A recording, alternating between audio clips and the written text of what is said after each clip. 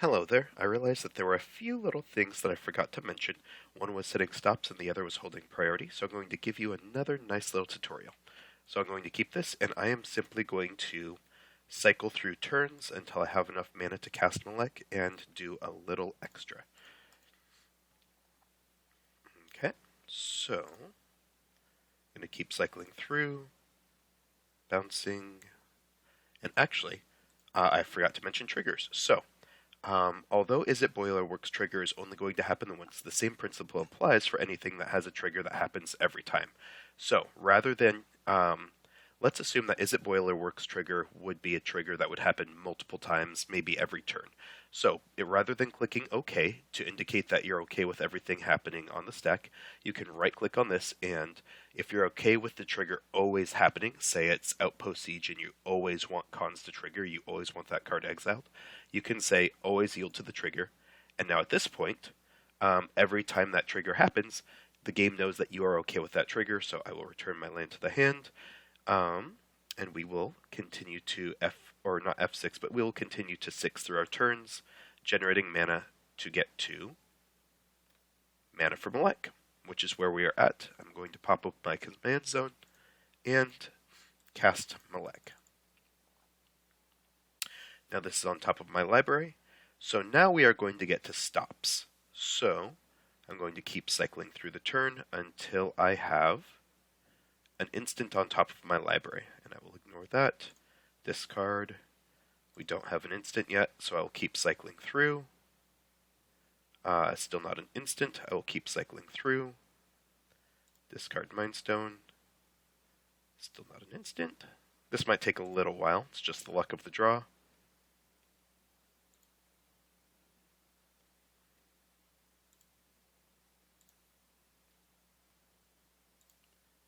Oh, there we go. Okay, so an instant. So, normally, as you can see, the game does not stop on my upkeep. Although, maybe I am wanting to play Mirari on my turn, so I will play out my Mirari. Boop-a-doop. But I still want my Firemind's Foresight to... I want to be able to cast that on my next upkeep.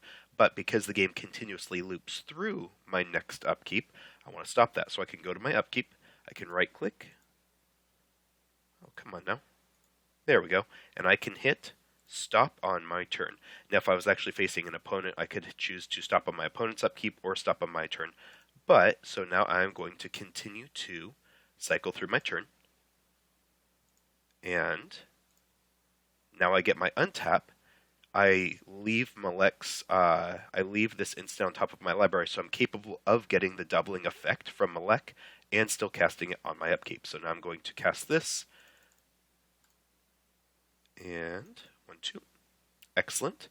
I can choose to use Mirari, and actually, so right now I have 2 different triggered abilities, and I can choose which order to put them on the stack. So I can choose to put Mirari first so it resolves last, or Malek first so it resolves last. It doesn't really matter which to me, so I'll just put Malek on the stack first, and now I have 3 things on the stack.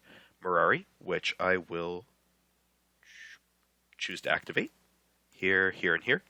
So I can now hit always yield to Mirari because I always want Mirari to trigger for every spell I cast. Do I want to pay 3? Yes. So I can choose to click on these individual baubles 3 times to pay the 3 mana. I can choose to click down here, so add 1 red, and it has now successfully copied with Mirari. I'll hit OK. I can search for my instance, search for a library with a CMC2, I'll click it. Search for one with CMC1, I'll click that. Now, Malek's trigger is on the stack. I always want Malek to trigger, so I will always hit yes to Malek. Now I have it again, and I don't care, so I will actually just pass through my turn. Done. Okay. And this will now happen.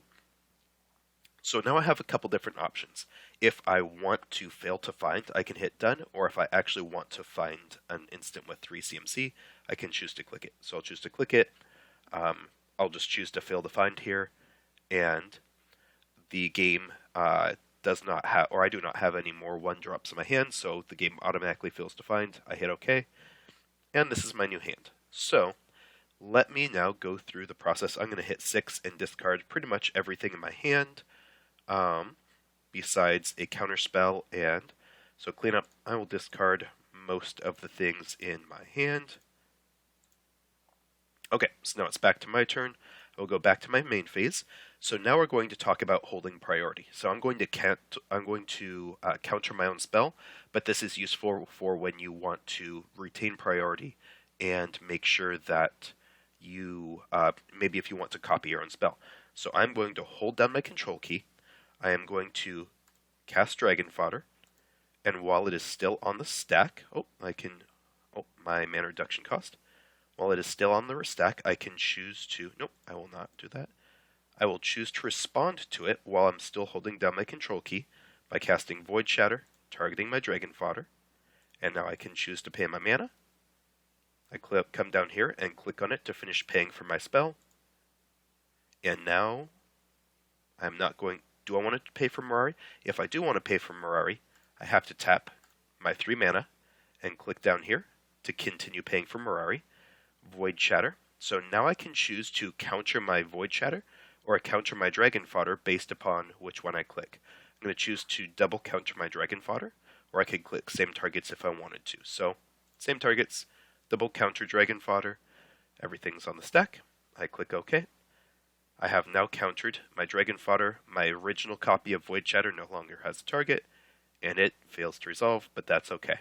So that is, and now if I want to stop, I no longer stop on my turn if I don't want to stop on my upkeep. So that is holding priority and choosing stops. So I hope you had a little bit of an educational time there and you learned a little bit. So take care.